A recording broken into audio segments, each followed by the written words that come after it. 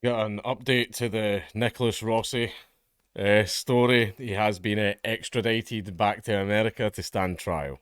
Rape fugitive Nicholas Rossi is booked into Utah jail after finally being extradited from Scotland, where fantasist spent 2 years claiming to be an Irish orphan. Rossi, whose legal name is Nicholas Alaverdian, is charged with sexually assaulting a 21-year-old woman in Orem, Utah in 2008. He was not identified as a suspect until about a decade later due to due to a backlog of DNA test kits. Rossi faked his own death at one point during his decade-long run from the law across multiple countries. Nicholas Rossi, the rape suspect who faked his own death, has finally been booked into a Utah jail following his extradition from Scotland after a long-running legal battle. Rossi, whose legal name is Nicholas Alaverdian, is charged with sexually assaulting a 21-year-old woman in Orem, Utah in 2008, according to local prosecutors. He was not identified as a suspect until about a decade later. I hate it when the Daily Mail does that. This is all stuff I've just read out. And he went into court like the old mob boss with like the breathing mask on and everything, like I'm too weak for jail and all that stuff. The 36-year-old, who has used at least 10 aliases and has run from the law, was booked Friday afternoon into the Davis County Jail, which houses many federal detainees in northern Utah. Rossi rose to fame for his claims he was not the suspect. He also made headlines for a TV interview claiming he wasn't Rossi and was a man named Arthur Knight as he gestured wildly and fogged up his glasses. And there he is there, like fucking wigging out and freaking out, and he's like, I can't believe I'm not the rapist, blah, blah, blah, and all that stuff. Like, but yeah, it turns out it was him, like the DNA matched and everything. It was his tattoos, is why you get caught. It was like just a completely random just stroke of luck. I mean, the article's probably going to go into it about a nurse. He was being treated, and it was during COVID.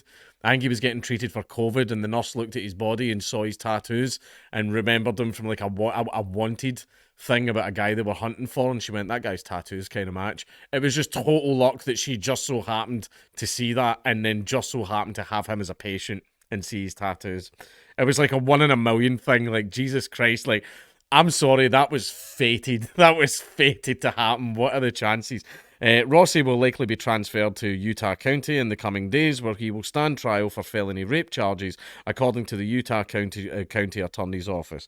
Rossi faces another felony rape charge in Salt Lake County, where prosecutors say he sexually assaulted a 26-year-old former girlfriend after an argument, also in 2008. He faces multiple other complaints against him in Rhode Island and Ohio for alleged domestic violence, sexual abuse, and fraud. His initial court date had not been set as of Monday, and records did not yet indicate who will represent him in court. Scottish ministers signed an order in September giving permission for Rossi to be extradited. Last month, appeal judges had quashed Rossi's bid to avoid extradition, paving the way for him to be removed from Scotland to face serious sex charges in the US. A Police Scotland spokeswoman said, "We assisted partner agencies with the extradition of a 36-year-old man." And there he is there. There's like older pictures of him. Rossi has repeatedly claimed he is the victim of mistaken identity and says he is an Irish orphan. The suspect claimed he had been diagnosed with stage 4 non-Hodgkin's lymphoma in late 2019 and told friends that he was dying. An obituary appeared online for Rossi in early 2020, saying he had died and that his ashes had been scattered at sea. But the following year, he was arrested in a COVID hospital ward in Scotland, where he was registered as Arthur Knight. It was then ruled that the fugitive who appeared at... it's not giving you the story about the tattoo. That sucks. Who appeared throughout his court dates in a wheelchair using an oxygen mask is indeed Rossi after he was identified through DNA and distinctive tattoos, which were described in an Interpol alert.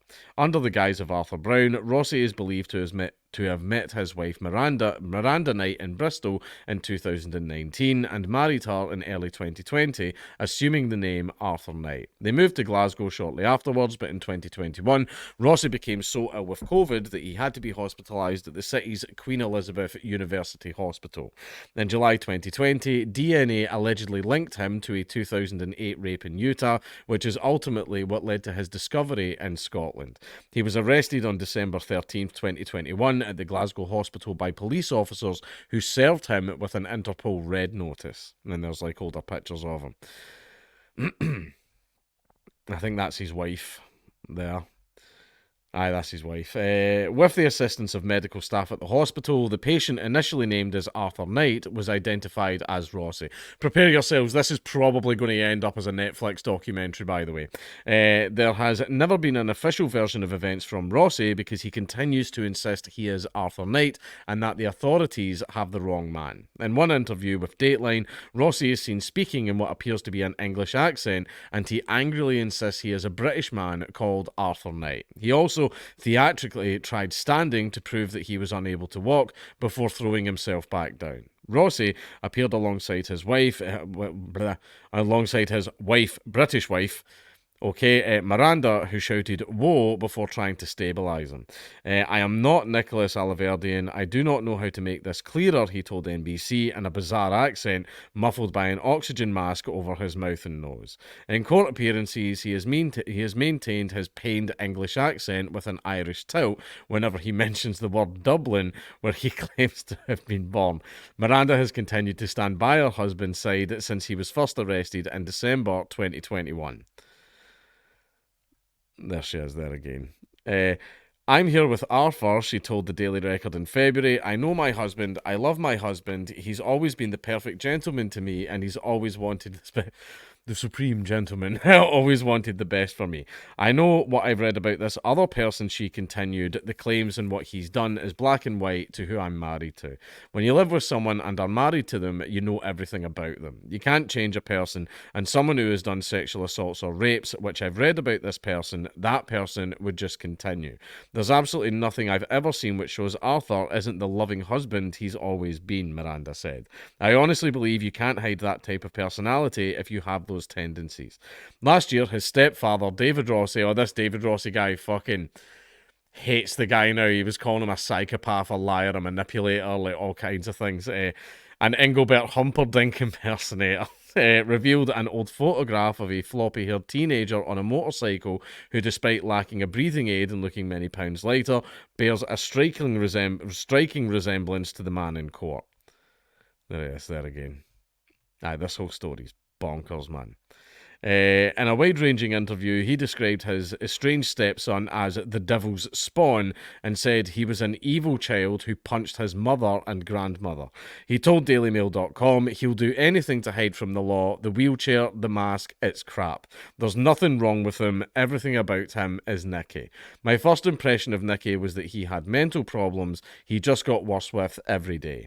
He would urinate on his brother's bed just to get his brother in trouble, jump out of windows and run away in his underwear. Rossi's mother Diana said, "This is why you don't get involved, but I stuck with it. I felt that they needed a father." And then that's the end of the article there. So, yeah. This is going to turn into a Netflix documentary, by the way. It absolutely is. But the entire thing has been mental. Sitting there looking like a little Babadook. Oh, man, but yeah. That's a wonderful license plate. Okay. But yeah, this entire thing's been mad. When it like watch all the interviews and chats that he's done, where he's tried to do all the dramatic stuff with his like weird accent and all that. It's comical. I mean, it's not comical that two women were sexually assaulted, but him, like the entire pantomime that he's like trying to pull to go, it's not me. I'm a man called Arthur Knight. There's just no records of me anywhere at all ever. Like it's just mad. It's just honestly so mad, and the story has been hilarious. But we'll wait and see how it goes. But I've got a feeling that I hope in America see how they televise trials. I hope they do that. Is he being tried in Utah?